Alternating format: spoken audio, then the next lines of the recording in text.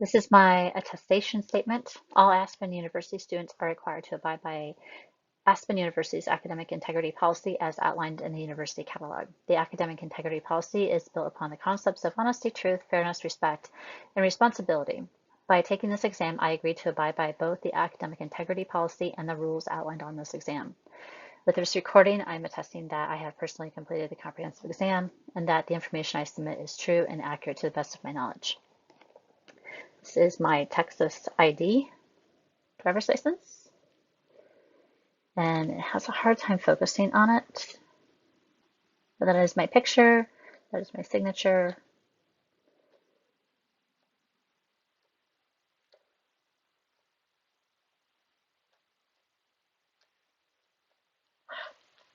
So painful.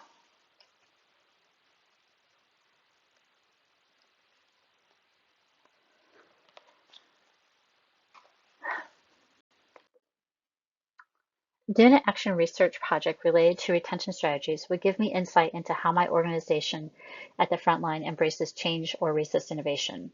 The replicated study I focused on early in this program discusses the role of faculty's perceptions and their impact on student retention. Ellis Davis in 2020 replicated a study based on Graham's original work from 2017. The original research was done in a small community college, and the replicated study occurred in a large metropolitan community college with a larger sample size. Executing the project would expose valuable information on how individuals on a team at an online university perceive their role in retention while applying those strategies to onboarding new students and determine if there is a gap in applying theory to practice. To better understand the relationship between online faculty and the institution's action related to the student retention, we need to examine, one, how the teams approach new students at the front line in the faculty position, program mentor, which is my position. Is there a gap between theory and its application? And three, what experiences do faculty describe that motivate their participation retention strategies, and what deters their participation? To explore these questions further, it was noted from Ellis Davis in 2020 that there are many strategies to retain students, from coaching, mentoring, applying adult learners teaching strategies, and programs like first year experience and new student orientation. But do the faculty members fully embrace those strategies? Then one wonders, is there a gap between learning theory and its application?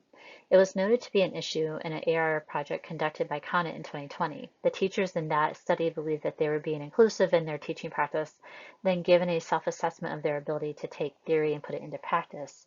That was not the case when direct observations were conducted. Background and justification. In the online environment, we discuss retention strategies and have the programs in place, but the application to theory to practice isn't evident. Also, there is no data to validate our current onboarding process. Therefore, there is no incentive for faculty to participate or buy in. I'm on a team of 23 people. We all have master's or higher degrees, and everyone comes from different backgrounds of practice. We also onboard our students differently due to when we were hired, the training we received. To rectify and improve continuity in onboarding, all the new and readmitted students need to be invited to all the events the team hosts for onboarding and events from first year experience program. Also, we need to interview team members to determine their participation level in the university strategies or what holds them back from buying in. So on the slide, the questions current onboarding events have no data and how it impacts student retention and persistence to graduation. That's a true statement. We don't. Does the current practice align with the university goals? No, there is no data to validate our current onboarding process. Do all PMs on a team use the live onboarding events? No, there is no incentive for faculty to participate or buy in. So when you have some of these events with 0 in attendance up to 23 once in the time of its existence, and have maybe 8 students out of a few hundred that are assigned to the team, that's really not a great percentage of attendance. So we need to really work on that number. Problem statement research questions. The purpose of a study of this AR pen is to understand further the relationship between online faculty and the institution's actions related to student retention. My research questions are, do the faculty members fully embrace retention strategies? Is there a gap in learning theory to its application? And what experiences do faculty describe as motivating their participation in the institutional retention strategies, and what deters that participation? There is a growing body of evidence addressing barriers and solutions to online learning, reflective practices with adult learners, what motivates adult learners, where are their barriers to learning, assessing andragogy in higher education, and finally, retention strategies in higher education, and what institutions need to assess to enhance that first-year experience. Literature review. So this can be broken down into 3 sections. We need to understand the student and their learning style, so their needs and their learning style. By understanding theory, it can assist faculty in bridging that gap from theory to practice. And that 3rd section is about understanding retention strategies and how they are applied. So under needs of the adult learner, critical thinking, reflective practice of the student and of the faculty, and understanding learning styles. You have some students who are really hands-on, some students are really auditory, they need the videos, some are very detail-oriented, they need all of the information, all the detail, and some are like just skim the top. So we have to understand those different styles and what their needs are. So that's number 1. And then putting those theories to practice. Applying pedagogy to an adult learner is not the same. Adult learners want to be very independent. They want the details, they want the facts, they want to come in, get it, and go. Where you're telling them everything they need to do. Where an adult learner is like, I've got experience, I don't need all the detail, I just need parts of it. So we need to figure that out, and tailoring teaching methods to that learner and exploring different methods like action research, experiential, project-based, and self-directed learning theories. All of that kind of blends together. Retention, working with the faculty, and how they played in that role of what we do with our students at the very beginning here impacts how they persist to the graduation, to our graduation at the end. So digital badges is a new way we are trying to entice students like, hey, we got this digital badge for completing this. You can post it on LinkedIn. Employers like things like this. Determine was their creativity and emotional intelligence and that autonomy ahead of time to determine how you can engage them to persist to graduation. And what does our organization do to support that? So methodology.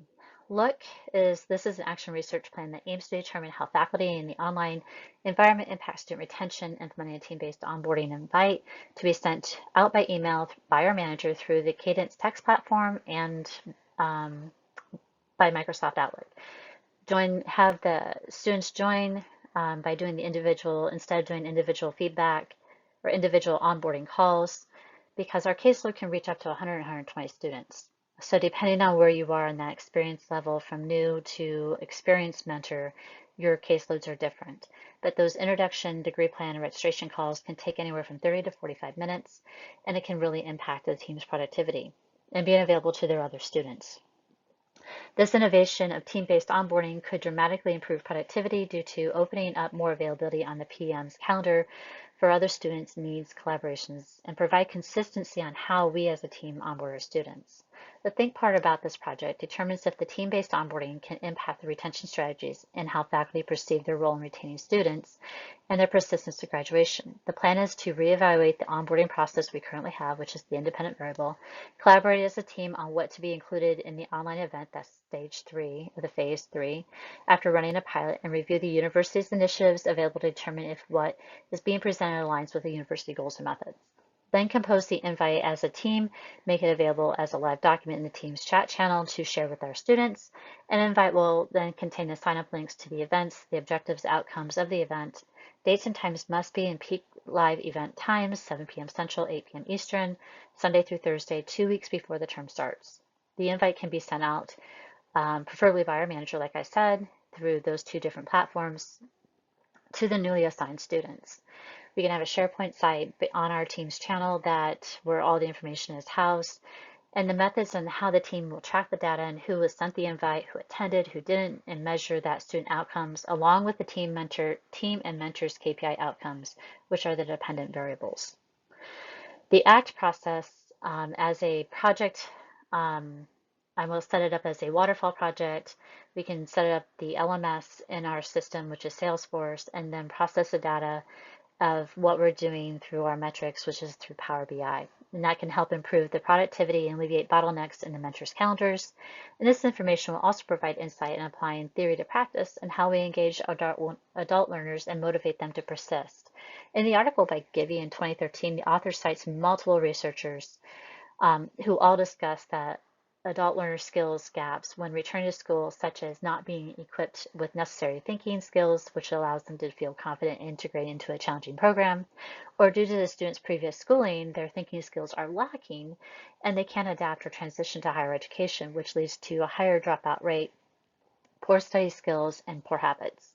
Understanding these challenges adult learners face, onboarding them systematically, and providing necessary resources and hands-on direction of where to find and seek help is a must. And that's where we need to go next. So in this diagram, I've got how I'm gathering the information, which I've already talked to a person on my team who is part of the onboarding process currently, which is where I gathered some of that information, insight of how they already do things, which they don't track. Collaboration with stakeholders, that would be with this teammate of mine, and then we run the process of phase 1, phase 2, and then challenge with all the information, put it all together, and then present it to the stakeholders and then to our team and see if we can change the process. Development of resources, I've already started on that process. I will share those with you in a minute so you can see and have an idea in your mind what this is going to look like. Execute the onboarding sessions, evaluate the student feedback from the sessions to then tweak whatever needs to be done in the next iteration of it. Interview my teammate to determine where her thoughts and feelings are about this retention strategy and her role in it, and then evaluate the metrics to determine if there's an effect on the PM's metrics at the individual level, at the team level, and then in our cluster that we have a team of 4 clusters. We have our cluster, and then there's 4 teams within that cluster. And how do we perform against the other 3 teams? And then go back to gather information. The more we can have in front of us as we present this will encourage the rest of the team to buy into this process. Data collection analysis, independent variables, my onboarding team-based event. Did new students attend or not? Dependent variables are the things that can be changed. I'm going to track the attendance in the LMS, outcomes of the students' metrics. So did they make on-time progress? How are they doing from term to term retention for all the people who attended? And then the people who did not attend would be our comparison on their outcomes. So on-time progress, retention, measure the dropout rate, and then satisfaction of the event, Likert scale, and short answer. Track the outcomes of the team and then of us as individuals.